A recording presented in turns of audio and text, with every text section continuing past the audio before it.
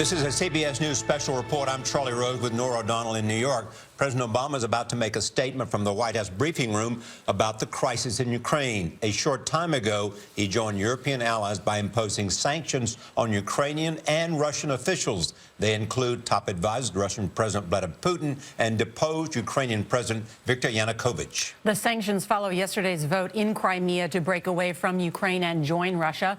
Bill Plant is at the White House. Bill, good morning, and who is targeted? Good morning, Nora. They're targeting 11 individuals, all of them close cronies of President Putin. Some of them are what we normally describe as oligarchs. The point is to send a message that this will be only getting worse if this continues.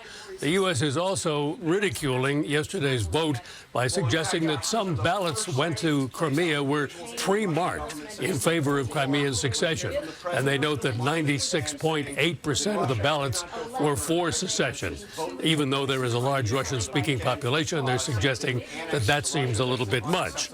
They made it very clear that the point is that there is still a diplomatic doorway open, but that if it is not taken by Russia, that the sanctions will only continue, that there will be more people named, that there will be more assets frozen. So the idea is to do what the U.S. can do. And here's the president. Good morning, everybody. In recent months, as the citizens of Ukraine have made their voices heard, we have been guided by a fundamental principle. The future of Ukraine must be decided by the people of Ukraine. That means Ukraine's sovereignty and territorial integrity must be respected, and international law must be upheld. And so Russia's decision to send troops into Crimea has rightly drawn global condemnation. From the start, the United States has mobilized the international community in support of Ukraine to isolate Russia for its actions and to reassure our allies and partners. We saw this international unity again over the weekend when Russia stood alone in the UN Security Council defending its actions in Crimea. And as I told President Putin yesterday, the referendum in Crimea was a clear violation of Ukrainian constitutions and international law, and it will not be recognized by the international community. Today I'm announcing a series of measures that will continue to increase the costs on Russia and on those responsible for what is happening in Ukraine. First, as authorized by the executive order I signed 2 weeks ago, we are imposing sanctions on specific individuals responsible for undermining the sovereignty, territorial integrity, and government of Ukraine. We're making it clear that there are consequences for their actions. Second, I have signed a new executive order that expands the scope of our sanctions. As an initial step, I'm authorizing sanctions on Russian officials, entities operating in the arms sector in Russia, and individuals who provide material support to senior officials of the Russian government. And if Russia continues to interfere in Ukraine, we stand ready to impose further sanctions. Third, we're continuing our close consultations with our European partners, who today in Brussels moved ahead with their own sanctions against Russia. Tonight, Vice President Biden departs for Europe, where he will meet with the leaders of our NATO allies, Poland, Estonia, Latvia, and Lithuania. And I'll be traveling to Europe next week. Our message will be clear. As NATO allies, we have a solemn commitment to our collective defense, and we will uphold this commitment.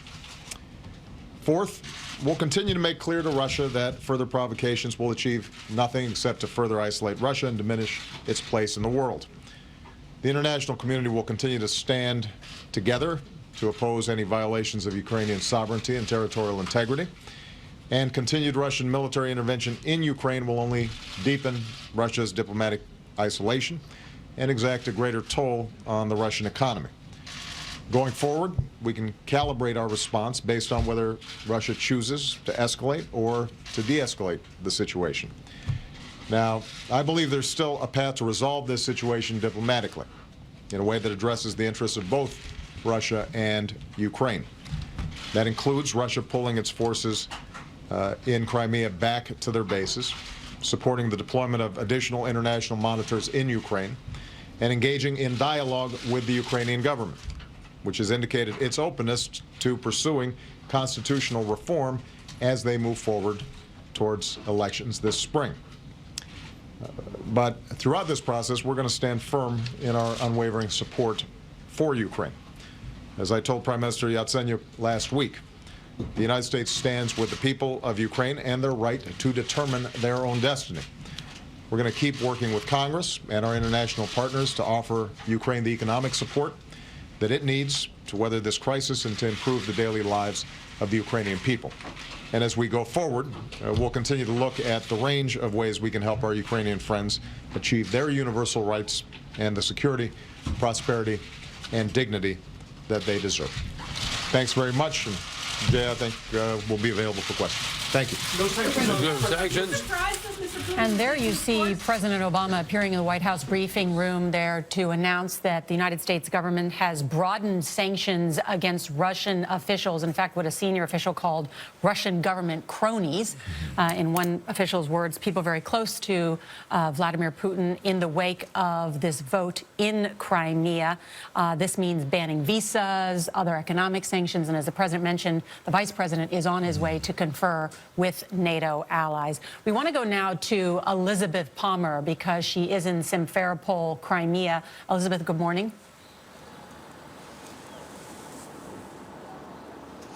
Good morning. Nora, the people of Crimea are going to be watching this very closely. There was a great euphoria here yesterday when it looked as if Crimea would join Russia, but it does appear as if it's going to mean some pain along the way. Although the financial sanctions from the West on Russia are just beginning, the Ukrainian banks have already started turning off the taps for money down here in Crimea. So people are having trouble getting enough money out of the banking machines. A lot of them are empty. Businesses can't get credit cards to work anymore. I think it's just a little glimmer of realization here that getting to join Russia, if that's indeed where we're going, could in fact be very painful indeed. Nora, Charlie? Elizabeth, thank you. Our coverage will continue throughout the day on this CBS station, online at cbsnews.com, and tonight on the CBS Evening News with Scott Pelley. Many of you will return now to CBS This Morning. This has been a CBS News special report with Norah O'Donnell. I'm Charlie Rose, CBS News, New York.